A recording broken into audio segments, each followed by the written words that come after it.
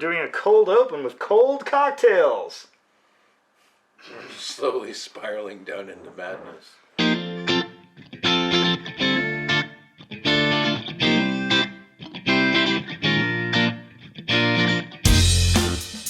Hello and welcome to Intoxicated Masculinity. If it's Wednesday, we have a cocktail video coming. Today, we are doing sort of a continuation of last week's video. We'll link last week's video down below. Last week, we went through a bunch of coffee liqueurs, and we tasted all of them. And we are now having significant health problems because of that. Diabetes.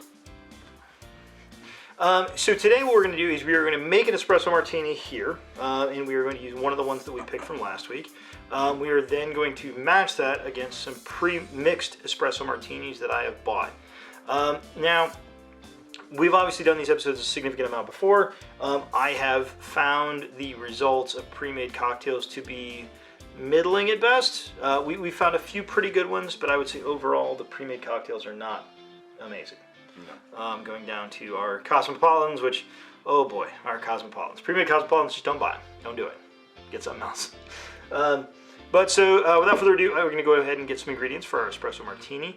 I want to stress this is the sort of original recipe for the espresso martini that we did way back then, and it's the one that was, you know, the original one that was made, because I think they pretty much nailed it out of the park.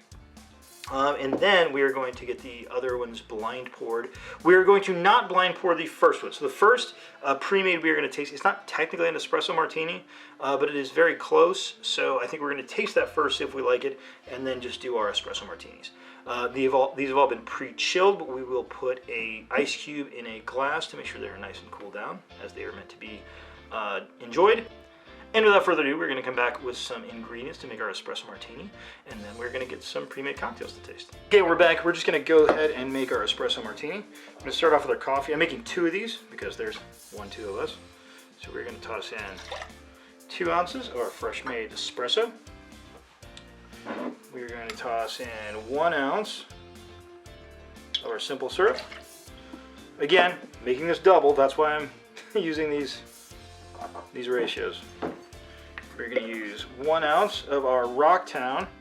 The reason we're using the Rocktown is because it's my channel. We do whatever I say. Now, my wife was doing the tasting along with us. She liked the Rocktown, and so we're kind of going with majority rules. And finally, our vodka, using Grey Goose. By the way, the only reason I use Grey Goose is because I always get it on sale. I would not pay general retail for Grey Goose because I don't think it's probably worth it.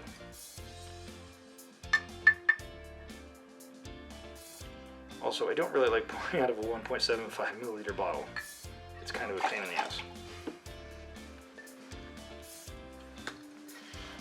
Alrighty. Now we just need to get some ice in our shaker and shake this thing up. Alright, so we're going to give that a good pound, give it a good shake. That was the longest 45 minutes of my life. We've just been shaking that whole time. We also made some drinks. Alright, I'm going to put this into the little martini glasses, and I'm going to dribble, but that's okay.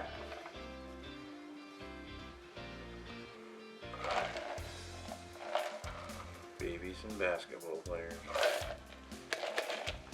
Alright. So there you have the espresso martini. Give it a quick taste.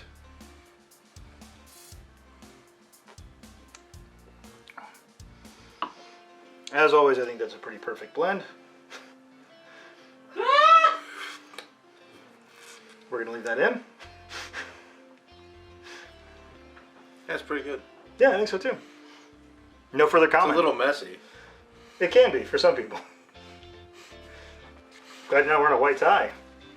All right, so we went ahead and made our original cocktail. We're gonna get our drinks, our pre-made martini, espresso martinis poured. Again, one of these is not gonna be blinded because it's not really an espresso martini. And we'll be back in just a few minutes. Okay, we are back and we have a bunch of glasses in front of us. Let's drink what's inside of them. So the first one, and this is what I mentioned, this is called Vodka Spiked Original Latte Al Cappuccino at 13.5%.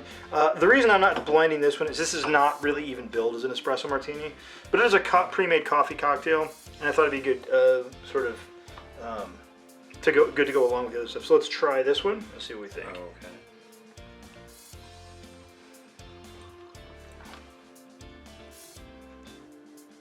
Okay. It tastes like fake coffee.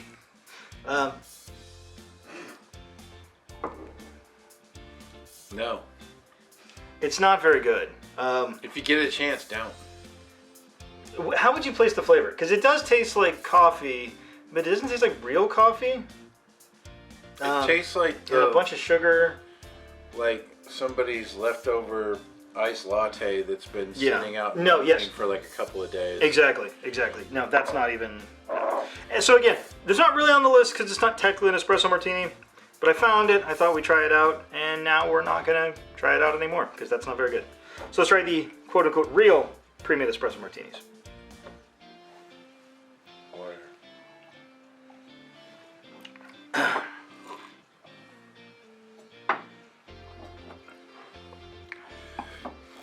All right. Oh, you just. Well, I want to sip the original. All right.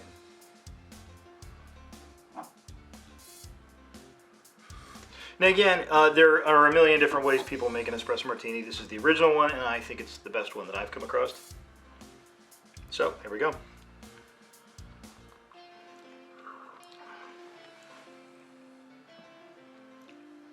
That's not, I don't think that's too bad. I think the bottom kind of falls out. Like it feels like it's a little watered down.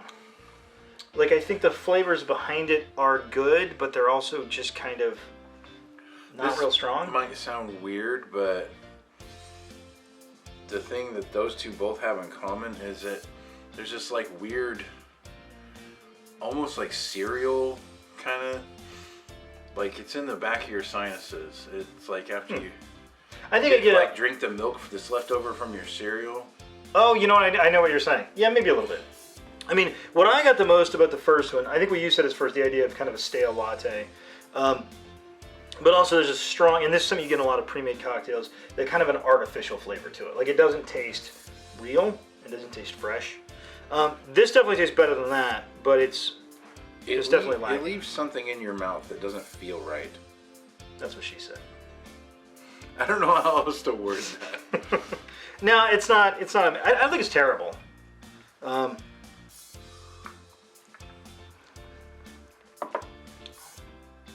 There is a weird note in there. There is a weird note. I think I see what you're getting. It's like artificial flavors and sweeteners or something. Yeah, it's like yellow dye number 5 or something. Shall we move on to our third or second, depending on our third thing we're trying and our second actual espresso martini. The color on this is a little strange, because that does not look like the color of espresso martini. No. But we'll try.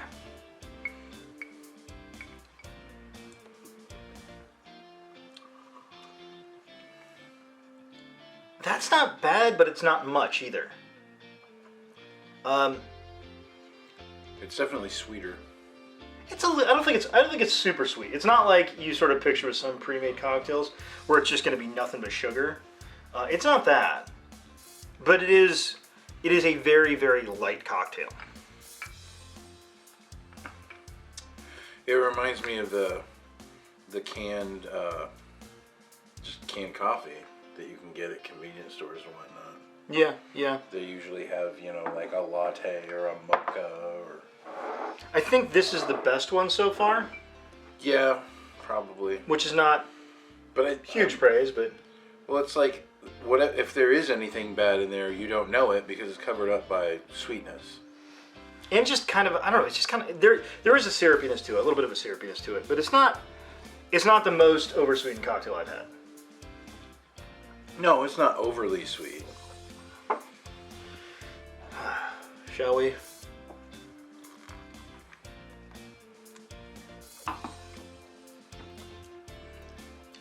The thing I like about this cocktail is it brings richness without oversweetness. So like you get a very strong coffee flavor, but it's not syrupy. It still tastes like something, like you could sip these most of the evening and not feel like you're just like, bogged down in sugar. But if you do sip it all evening, you might feel a little tipsy. It's that same weird note. I don't know what they're using for sweetness here. It's probably that damn stevia. No, it's not stevia. I'd recognize that. We were talking stevia earlier.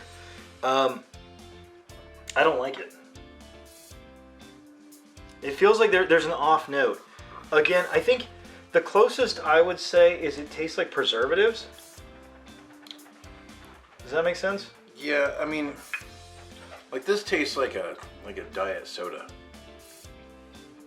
Yeah, I can see that a little bit. I don't want to taste it again. Good. No. Now, have you remembered all these? What if I don't particularly want to? So I'm going to say legitimately, like, I was really looking forward to doing this because I love the Espresso Martini. I think it's a very light cocktail. And I think, hypothetically speaking, it should be fairly easy to recreate into a pre-made cocktail. Yes. Apparently they have not felt the same way. Yeah, that isn't good. And that makes me unhappy. All right. Once more into the breach. Once more into the breach.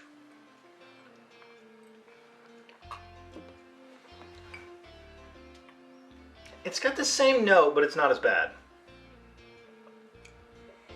I can't place what that note is. That's definitely more coffee-ish. Yeah, it is more coffee. But still pretty sweet. There's not much else there. No. Well, no, there is. There's a note. It's a similar note that I've gotten on these last couple, but it's less pronounced here. So I would say this one is less bad than these. So we're just coming up with box quotes for these cocktails. So if you're marketing this, less bad than the others.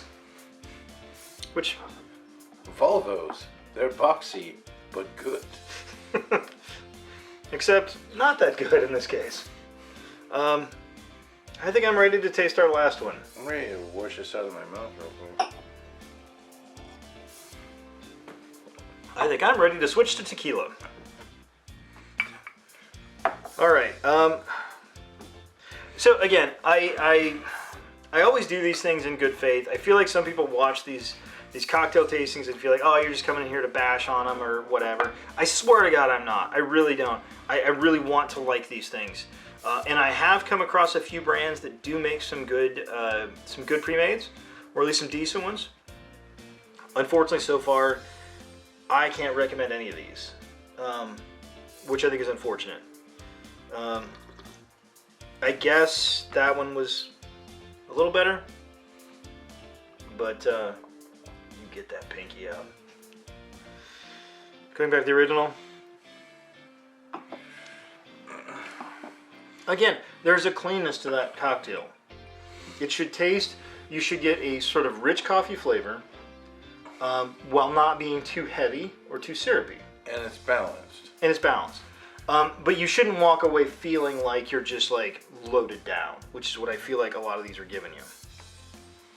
And a weird note, which I so can't far, replace. well, I'll say this so far. So far, 2 and 4 are the least bad. I thought 3 was the least bad. I'm not going back to check. You heard what we said. All right, 2, 3, and 4 are, and that one, they're all equally bad. No, I don't know. None of them have been that good, I think is what we're saying. So, but we are going on to our last one, Okay.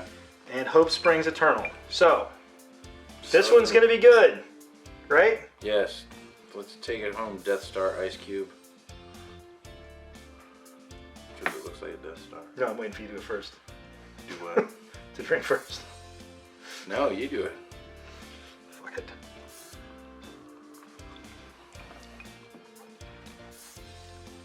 That one's a little better. I feel like that one's a little better. I don't think it's amazing.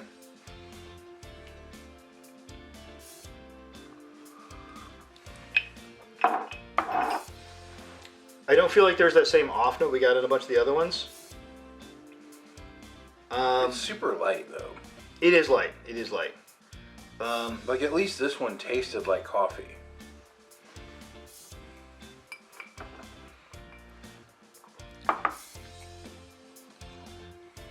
Yeah, but to me, this one, it's so sweet, and there's an off note to it. I would agree. So I think that definitely this one is the coffeeiest of them. I don't think it's the best of them, although that's a low bar.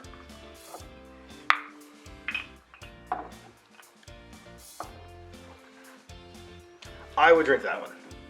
I mean, I wouldn't drink that one. If I was forced to drink one of these, I would drink that one.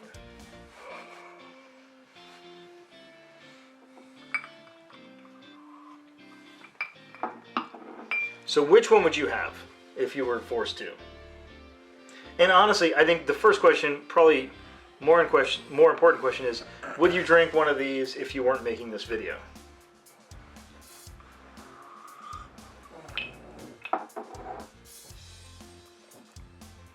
The chair. You said you thought this one was the best of them? No, I think this one's I think the last one's mine. Try it again.